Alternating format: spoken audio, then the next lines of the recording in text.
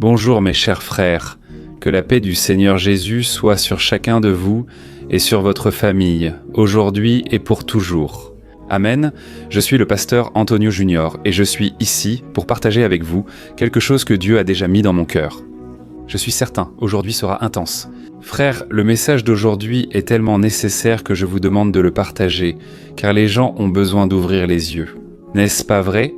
Combien de personnes autour de nous sont perdues, sont aveugles spirituellement et, à cause de cela, font de mauvais choix.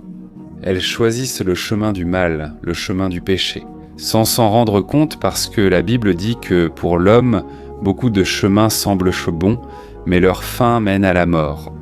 Frères, grâce à Dieu, nous avons Jésus, nous avons le chemin, la vérité et la vie. Et c'est pour cela qu'ici, je ne parle pas de religion, je parle seulement de Jésus, de son amour pour nous.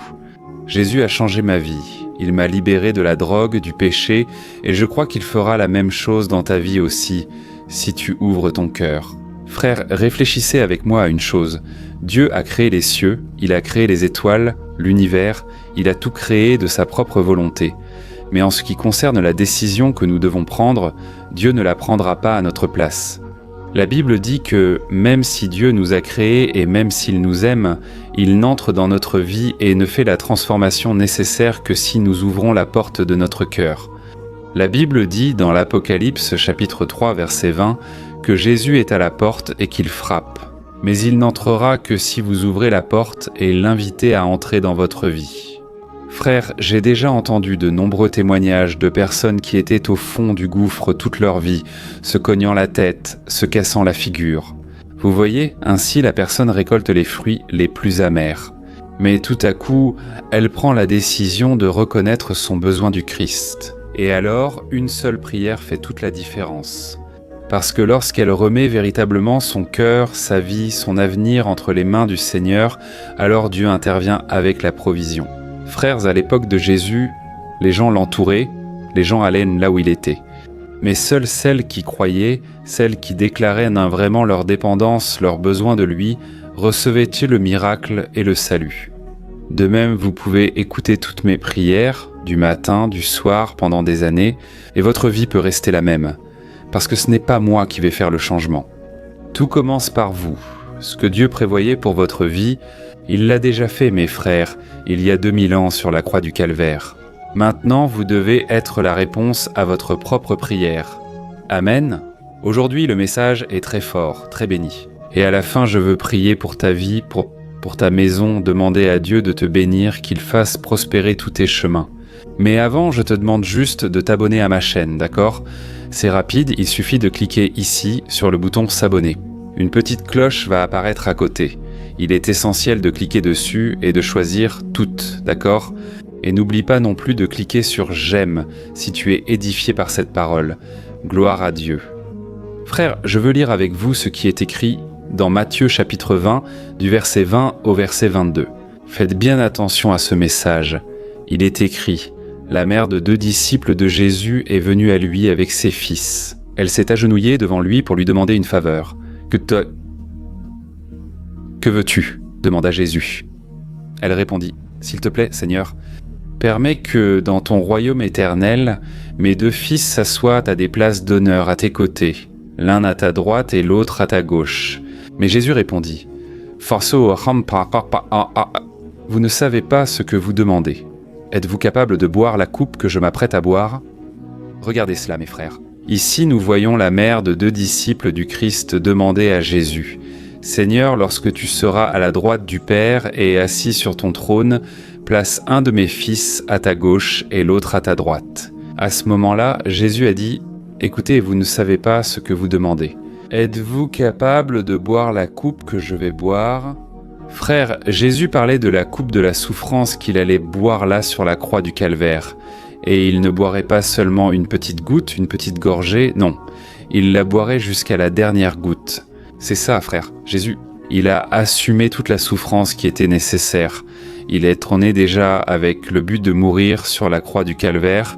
Et là, au Gethsémani, la Bible dit que sa souffrance était si grande qu'il était sur le point de mourir là même, parce qu'il était complètement angoissé. Et lui alors a fait cette prière que nous connaissons tous.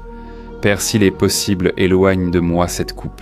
Cependant que ce ne soit pas ma volonté qui soit faite, mais la tienne. » Frères, Jésus savait que sa mort serait, en fait, pire que la mort. Jésus souffrirait, il souffrirait pour nos péchés. Il ne connaissait pas le péché.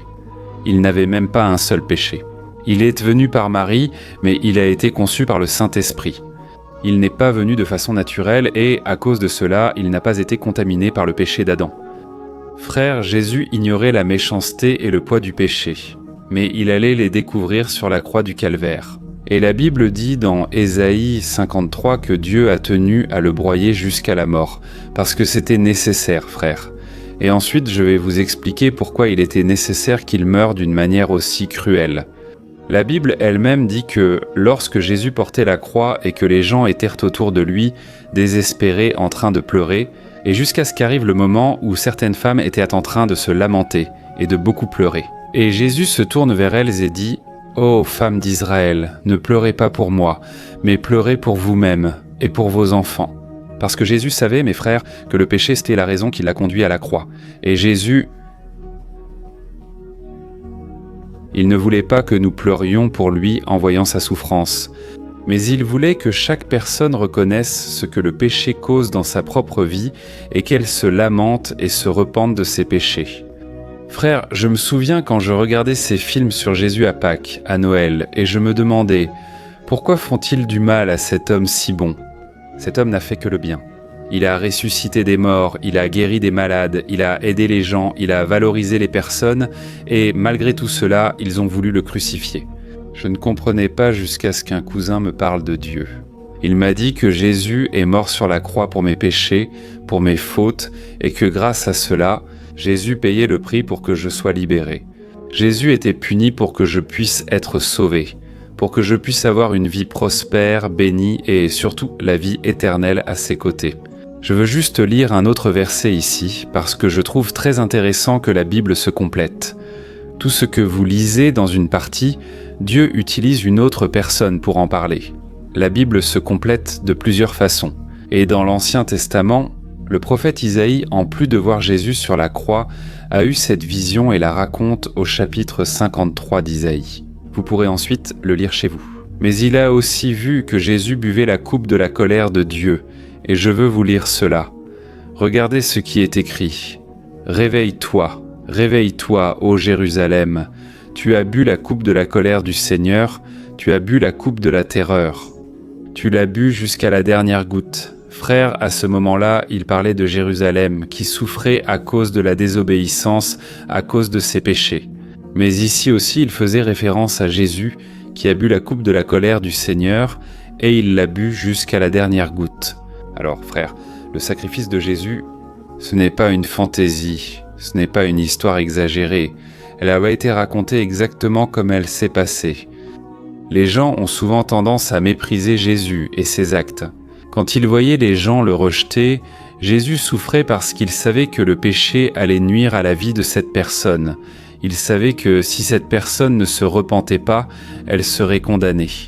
De la même manière, Jésus ressent, il est attristé lorsqu'il sait que les gens le rejettent. Pas à cause de lui, mais à cause d'eux-mêmes. Ils seront condamnés. Frères, revenons vers le Seigneur. Alors, je veux maintenant vous expliquer pourquoi la souffrance de Jésus a dû être si forte, si lourde.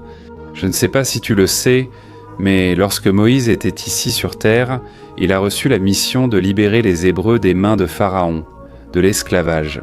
Et puis un jour, Dieu a dit « Écoute, je vais envoyer des plaies pour que Pharaon reconnaisse ma puissance et vous laisse être libérés. » Mais Pharaon a persisté à refuser jusqu'à la dernière plaie, la mort. L'ange de la mort passerait, mais Dieu a dit au peuple hébreu par l'intermédiaire de Moïse « Faites ceci, mettez le sang de l'agneau sur les portes, et alors, quand l'ange de la mort viendra pendant la nuit, il passera au-dessus de vous. Et il n'entrera pas dans la maison, car s'il entre dans une maison, il tuera le premier-né de cette famille. » Frère, la Bible raconte que le peuple hébreu a mis ce sang sur la porte, et alors l'ange de la mort est venu, et il a tué le premier-né des familles égyptiennes. Et Dieu a épargné le peuple de Dieu. Cela signifie, frère, que le sang de cet agneau a apporté la délivrance. Et lorsque Jésus est venu dans ce monde, son cousin Jean-Baptiste a dit ceci: « Voici l'agneau de Dieu qui ôte le péché du monde. » Frères, dans l'Ancien Testament, si les gens voulaient restaurer leur relation avec Dieu, ils devaient en sacrifier un animal et le sang de cet animal couvrait le péché des gens. C'était une façon pour Dieu de dire à tous: « Regardez, tout péché a un prix, et le prix du péché, c'est la mort. Et pour que vous ne soyez pas mis à mort, un substitut viendra à votre place, et ce sera un animal qui sera sacrifié. » Quand Jésus est venu, il était l'agneau de Dieu mourant une fois pour toutes, pour qu'il ne soit plus nécessaire de faire des sacrifices ni de tuer d'animaux. Parce que le sang de Jésus a été versé sur la croix du calvaire, il n'est plus nécessaire de faire de sacrifices, car Jésus l'a fait à notre place. C'est pourquoi, mes frères, c'est une insulte de dire que toutes les religions mènent à Dieu, parce que ce n'est pas vrai. Ou bien tu penses que si Dieu savait qu'il y aurait une autre chance pour Jésus de mourir, Dieu aurait-il permis que Jésus meure d'une autre manière, d'une façon plus simple, moins douloureuse, moins souffrante? Mais non. Le sacrifice devait avoir lieu, et alors Jésus a décidé, de son plein gré, d'aller jusqu'au bout et de mourir pour nous. Amen. J'espère que tu as compris que le sang de Jésus est ce qui nous purifie, c'est ce qui nous lave et nous réconcilie avec Dieu. Il n'y a pas d'autre moyen, frère, il n'y a pas d'autre chemin. Jésus est le chemin. Gloire à Dieu. Alors, les gens rejettent le Christ et ils n'ont aucune idée de ce qu'ils font. Ils ne savent pas ce qu'ils font. Sur la croix, Jésus a prié le Père pour les pécheurs et ses persécuteurs. Et il a dit: « Père, pardonne-leur, car ils ne savent pas. Ils n'ont aucune idée de ce qu'ils font. Aie compassion d'eux. Ils sont en train de fermer la seule porte d'espérance de salut pour leur vie. » Frères, je crois que chacun de vous souhaite prendre cette décision de remettre sa vie à Jésus. Amen. Et la Bible dit que Jésus, il a décidé d'aller à la croix parce qu'il attendait une récompense. Et savez-vous quelle était la récompense, frères? Il ne s'agissait pas seulement de s'asseoir à la droite du Père ou de ressusciter le 3e jour. La récompense, c'est que maintenant, toi et moi pouvons nous réconcilier avec Dieu à travers Jésus. Nous pouvons être pardonnés, nous pouvons être libérés du péché. Et frère, le péché nous anesthésie. Tu sais, quand une personne fait quelque chose de mal pour la première fois, tu sais ce qui se passe? Elle se sent mal, elle regrette, elle pleure, elle se sent coupable, honteuse. Mais alors si elle pêche une 2e fois, à ce moment-là, il semble qu'elle ne ressente plus cette douleur. Pourquoi? Parce que le péché finit par anesthésier, tu sais. Pense à une personne, par exemple, un jeune homme qui, soudainement, parle avec une femme avec qui il ne devrait pas, une femme mariée.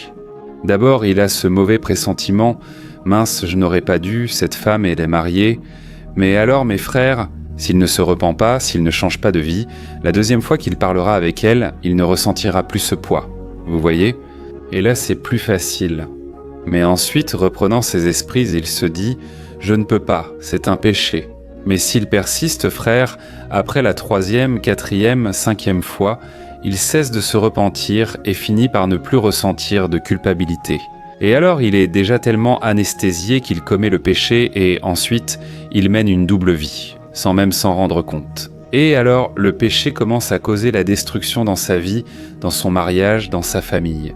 Et quand il ouvre les yeux, il a déjà récolté beaucoup de mauvaises choses. Frères, nous devons nous repentir de nos fautes, de nos péchés. Amen. Je veux maintenant prier pour toi. Si cette parole t'a touché, écris-le en commentaire. Dieu a touché mon cœur profondément aujourd'hui. Cela va encourager d'autres personnes à vouloir aussi écouter ce message si nécessaire. D'accord? Et n'oublie pas, à la fin, partage. Beaucoup de gens ont besoin d'entendre ce message, de comprendre la véritable signification du sacrifice de Jésus. Lorsque ces hommes hébreux ont mis le sang sur les portes et que l'ange de la mort est passé au-dessus d'eux. Là, cela a été appelé la Pâque. Pourquoi? Pâque, à l'origine, signifie passer au-dessus, passer sur la marque. Alors, frères, la véritable Pâque, c'est Jésus. Il est l'agneau pascal, c'est ce que dit la Bible. Alors glorifions Dieu, prions, et en ce moment, je veux oindre mes mains avec l'huile d'onction. Je veux prier pour toi qui traverses des épreuves, toi qui as besoin d'un changement de vie, de te remettre vraiment à Jésus. Frères, c'est le moment, ne perdez plus de temps. Il est les bras ouverts, attendant que vous ouvriez votre cœur. Amen. Je vais étendre mes mains ici et je veux que tu te concentres sur cette prière. Ferme les yeux et prions. Alléluia. Seigneur mon Dieu et mon Père, je me tiens en ta sainte présence en ce moment pour te remercier pour un jour de plus de vie. Merci mon Dieu pour ta parole. Jésus lui-même nous a appris à prier en demandant notre pain quotidien. Seigneur, merci pour cette nourriture spirituelle. Merci Père, car l'homme ne vivra pas seulement de pain, mais de toute parole qui sort de ta bouche. Seigneur, nous sommes reconnaissants d'avoir de l'air à respirer. Nous avons un cœur qui bat et qui pulse. Parce que Seigneur, tu as encore un plan pour notre vie.